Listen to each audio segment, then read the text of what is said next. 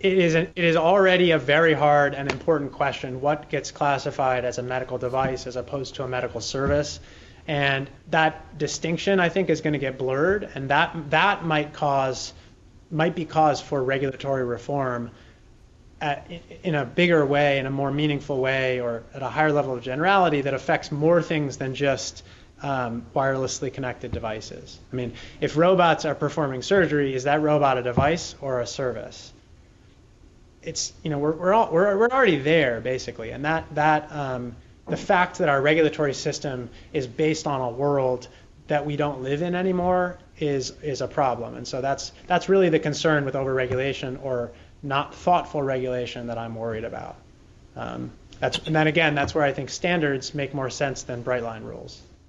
No, absolutely, I agree. And I wouldn't want, if let's say that Google puts out for sale eyeglasses that correct vision and provide other functions, is that a good or a service? Seems pretty clearly to be a good. But what if on the back end they could provide all sorts of analytics and send you email updates about how you're behaving and maybe make suggested changes, right? Now it starts to sound like a counselor, and that's more like a medical service. And I wouldn't want, if that ends up being a useful service, I wouldn't want them not to provide it out of some fear that the regulatory system is going to apply to them in a way that would be overburdensome.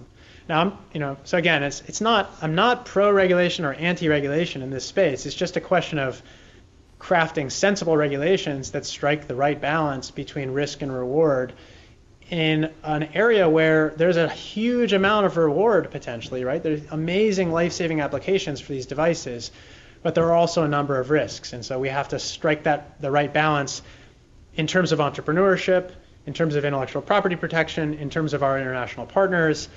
And I think in terms of setting the right rule nationally, but also allowing people in the individual decisions they make with the sellers of the goods that they're buying and with their doctors, how do we structure that interaction so that people can make meaningfully informed choices?